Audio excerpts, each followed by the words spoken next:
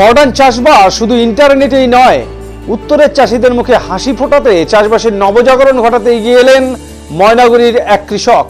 দেশ বিদেশের রকমারি চাষে বিশেষ খ্যাতি অর্জন ময়নাগুড়ির শান্তনুর।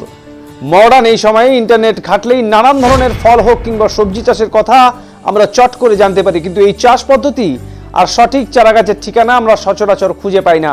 তবে এবার ড্রাগন চাষ কিংবা বিদেশি আম অথবা দেশি বিদেশি পেয়ারা, কাঁঠাল, মাল্টা, মোসাম্বি হোক বা ডুমুর কুল, কমলা লেবু, লিচু থেকে নেটে ভাইরাল মিয়াজাকি আম সবটাই নিজের হাতে চাষ করে তাক লাগিয়ে দিয়েছেন জলপাইগুড়ি জেলার ময়নাগুড়ি সাপটিবাড়ির এক নং গ্রাম পঞ্চায়েত এলাকার শান্তনু রায় লস্কর নামের এই ব্যক্তি। প্রায় 7 বিঘের মতো জমিতে তিনি খুলে ফেলেছেন রকমারি দেশি বিদেশি চাষ ছাড়াও সঠিক চারাগাছের সন্ধান নিয়ে কল্পনা অ্যাগ্রো ফার্ম। এ বিষয়ে তিনি জানান, অ্যাগ্রো ফার্মের মালিক শান্তনু লস্কর জানান, সব ধরনের দেশি বিদেশি আমের চারাগাছ, দক্ষিণ ভারতের লাল ও সাদা চন্দনের চারা, বিভিন্ন ধরনের পেয়ারা ও কাঁঠালের বাণিজ্যিক জাত ও বিভিন্ন মাল্টা, মোসাম্বির জাত এবং ডুমুর চেরি থেকে শুরু করে আরো একাধিক ধরনের চারাগাছ পাওয়া যায় এখানে। তিনি আরো বলেন, বিভিন্ন বাণিজ্যিক জাত ড্রাগন চাষ যেমন Siam red, jumbo red, cross breed variety, Sri Lankan red, Taiwan pink, CN pink, pink rose, Moroccan red, Israel yellow ছাড়াও আরো একাধিক ভ্যারাইটি এখানে পাওয়া যায়। বিশেষ করে উত্তরের চাষিদের ক্ষেত্রে আলু, ধান, পাট, পটল, শিম ইত্যাদি চাষ করার বিশেষ প্রবণতা লক্ষ্য করা যায় ঠিকই, তবে সেভাবে লাভজনক হয়ে ওঠে না এইসব চাষবাস। অনেক সময় বাজারে সঠিক চাহিদা থাকে না, আবার অনেক সময় পোকামাকড় থেকে একাধিক রোগে ফসল নষ্ট হয়ে যায়, জমি সঠিকভাবে শোধন করা সম্ভব হয় না, যার ফলে প্রতি বছর একই ধরনের চাষ করে ক্ষতির মুখে পড়েন চাষিরা। তবে চাষিদের এসব কথা ভেবে দীর্ঘদিন ধরেই নতুনত্ব একাধিক চাষবাসের সঙ্গে যুক্ত ময়নাগুড়ির এই চাষি। নিজের বাড়িতেই প্রায় 7 বিঘা জমিতে তিনি তৈরি করে ফেলেছেন এই কল্পনা অ্যাগ্রো ফার্ম। ধীরে ধীরে সেই পরিমাণ আরও বাড়াবেন বলেও জানা গেছে। তার বাড়িতে এলে দেখা যায় গোটা বাড়ি ঘিরে রয়েছে একাধিক ফল ও সবজির চাষ। যেমনটা বর্তমান সময়ে একাধিক জায়গায় চা বাগানে বড় বড় গাছ দেখা যায়, অন্যদিকে তার চা বাগানে দেখা মেলে মোসাম্বির। চা বাগানের পাশাপাশি মোসাম্বি চাষ বেশ লাভজনক বলে মনে করছেন তিনি।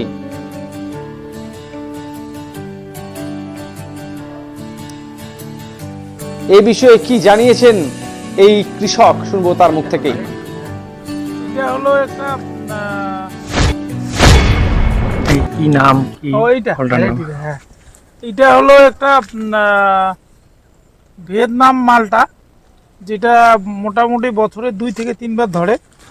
দেখুন, অলরেডি এর আগে হারভেস্ট হয়ে গেছিল, তারপরে আবার এগুলো নতুন করে আসছে। একদম বড় ছোট সব ধরনের ফলেই আছে।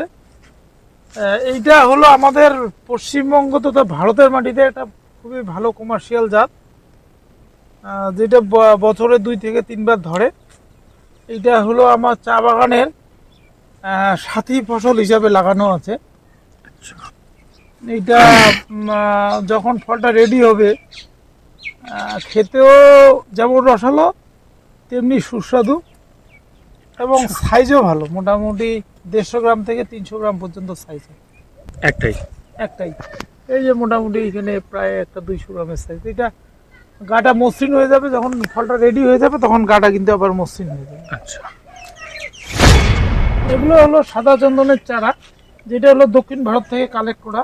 এটাও সহজে সচরাচর কোনো কৃষক যদি লাগাতে চায় তাহলে তো পাবে না, সেই জন্য একটু যাতে কৃষকেরা সঠিক চারা পায় তার জন্য দক্ষিণ ভারত থেকে এই সাদা চন্দনের চারার ব্যবস্থা করা। চারা এগুলো প্রাইস কিরকম? এগুলো মোটামুটি হাইট বুঝে দাম, মোটামুটি তাও 150 টাকা। আচ্ছা, এখানে মিয়াজাকি চারা দেখা যায়, সেগুলো কত করে দাম? মিয়াজাকি মোটামুটি 300 থেকে 350 টাকা। আর অন্যান্য যে চারাগুলো রয়েছে তাদের একটু প্রাইসটা যদি বলতেন। এগুলা যেমন ড্রাগনের বিভিন্ন জাতের উপর নির্ভর করে, মোটামুটি ভালো জাত 50 টাকা, আচ্ছা, মানে 30-35 টাকারও আছে। এর বাইরে যেরকম দেখা যাচ্ছে মৌসুম্বি, কত প্রকারভেদ এবং কি কি চারা রয়েছে? এইখানে মোসাম্বির আমার মোটামুটি 2 ধরনের তো ফলতেছে, আরো 8-10 ধরনের নিয়ে আসা হয়েছে। তো আমি বলবো আগে যেগুলো আমার এখানে সাকসেস হয়েছে ওগুলাই লোককে লাগাতে, তারপরে আমার দেখার পরে বাকি ভ্যারাইটিগুলো যখন সাকসেস হবে তখন আমি ফার্মারদের বলবো যে সেইগুলো লাগাতে। এটা হলো একটা থাইল্যান্ডের আম, থাইল্যান্ডের 12 মাসি আম। এটা মোটামুটি বাগান প্রেমীরা সবাই জানে, খুবই একটা বিখ্যাত কাটিমন। আর এর আসল নাম হলো চোখানন। বল সুন্দরী কুল, এটা হলো প্রত্যেক চাষি ভাই এবং বাগানীদের বলবো বাড়িতে যাতে 2-1টা লাগায় নিজের পুষ্টি চাহিদা পূরণ করে।